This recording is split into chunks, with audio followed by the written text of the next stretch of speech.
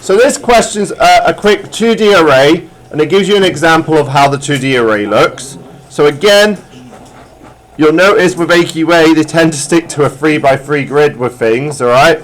Now, the idea is that it's going to go through the list comparing each of the images. There's two images, so like here you've got A, B, C, alright?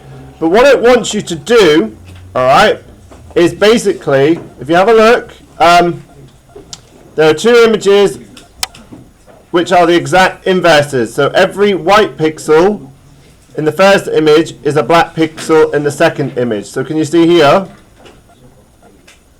how the inverse works, alright? But C doesn't fit. Alright?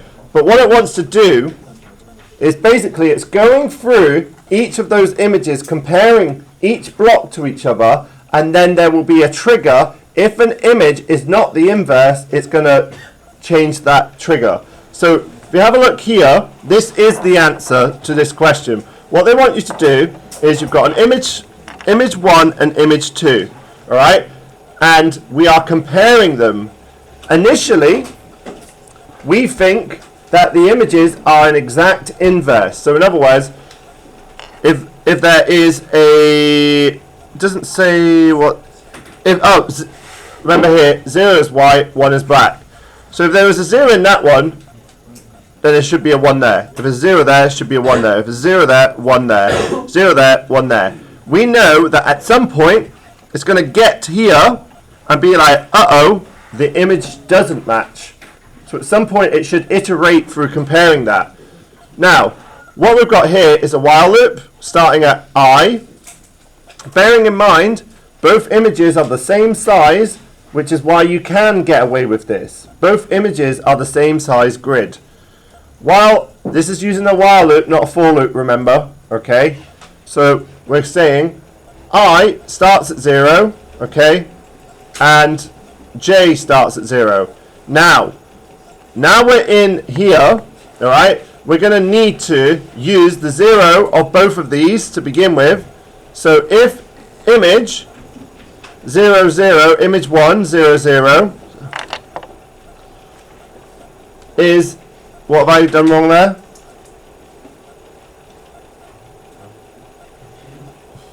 I've done something wrong there. It's meant to be not equals to. If, well done. If that, so that's why there's a line through that equals. If that, if image 1 is not equal to image 2, no, that was right. They're supposed to be inversed, all right? So if image 1 is equal, then it's not inverse, it's not the opposite. We are trying to detect whether the image was opposite or not. So therefore, that trigger is set to false.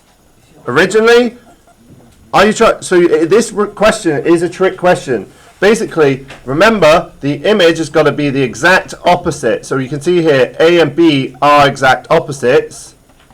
C doesn't fit. So if C was put through this, it shouldn't work. So what's happening here is I've gone to 0 and 0. So I've gone to this part of image 1, this part of image 2. That if they're equal, they weren't. So all I do is increase J. That means that J, remember, the inner loop is going to increase, is now going to be going up. Alright? They're not equal, it's going to go up. They're not equal, it's going to go up. But at this point, remember, I down here, once I've gone through this loop goes up. So once I've gone through this loop goes up by 1. So now the value of I is now 1.